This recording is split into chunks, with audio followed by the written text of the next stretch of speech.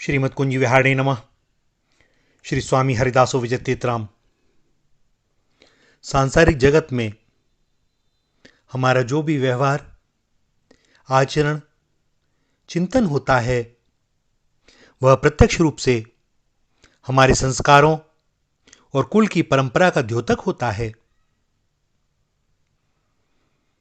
किसी सेठ के पास या उनके किसी कर्मचारी के पास किसी दूसरे यशस्वी सेठ का सेवक जाए तो वह अपने स्वामी सेठ का प्रतिनिधि हो जाता है। भले ही आप उसके स्वामी से न मिले हों, मात्र उनकी यश गाथा ही सुनी हो, किंतु उनका प्रतिनिधि वही आदर सत्कार पाता है।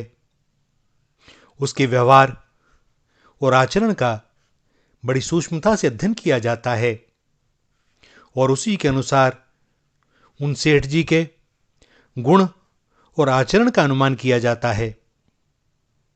सुसेवक का यह दायित्व होता है कि वह अपने स्वयं के आचरण, चिंतन और वाक्यों को बड़ा ही तौल कर बोले, क्योंकि यहां उसका अपना स्वयं का एक भी अवगुण उसके स्वामी का ही माना जाएगा। जिस प्रकार संत परंपरा में कहीं जाना आवश्यक होने पर यदि संत न जा सकें तो वे अपने शिष्य को भेज देते हैं और संत समाज में उस शिष्य का उनके प्रतिनिधि के रूप में वही आदर सत्कार किया जाता है, क्योंकि वह उनका प्रतिनिधि है। उसके साथ जो व्यवहार हो रहा है मानो उसके सद्गुरुदेव के साथ ही हो रहा है। सो भैया, जिस प्रकार बालक के संस्कारों को देखकर उसकी कुल परंपरा का अनुमान लगाया जाता है, उसी प्रकार भले ही मैं अपात्र हूं, अयोग्य हूं, किंतु उन अकारण करुणा वर्णालय ने अपने दास के रूप में स्वीकार कर लिया है। अथवा यह कहें कि स्वयं मैंने ही उन्हें अपना स्वामी घोषित कर दिया है, तो अब बड़ी सावधानी बरतनी होगी।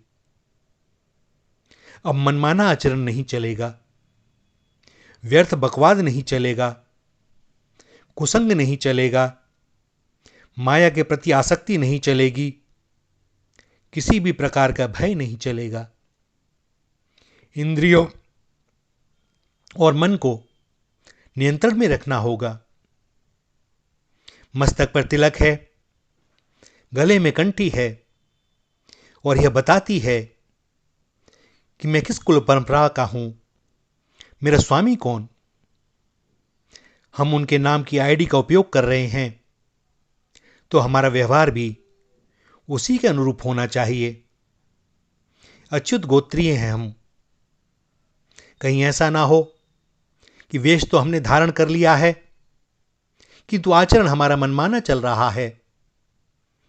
तिलक भी है, कंठी भी है और मन में विभिन्न प्रकार की वासनाएं, दूसरों को किसी भी प्रकार ठगने का स्वभाव, भैया यह बड़े भारी पतन में ले जाएगा। और इसके साथ साथ सबसे बड़ा पाप यह होता है कि हम दूसरों की श्रद्धा को अपने दुराचरण के द्वारा खंडित कर देते हैं और लोग वास्तविक संतों, रसिकों और आचार्यों के बारे में भी यही कल्पना करते हैं कि इनका दिखावटी जीवन अलग है और भीतर अलग। भैया, यह सब पाप केवल हमारे कारण होता है, हम ही इसके उत्तरदायी हैं। सो सब समय सावधानी रखें। एक तो प्रयत्न करें अपने कल्याण के लिए, करना कुछ नहीं है, सावधान रहना है। हम उनके हैं और उनके हैं तो हमारा दायित्व भी बहुत विशेष है, सबके प्रति, समाज के प्रति, इस सृष्टि के प्रति। सभी इंद्रियां सावधान, कभी कोई असावधानी ना होने पावे। साधु सावधान। श्री राधा, श्री राधा, श्री राधा।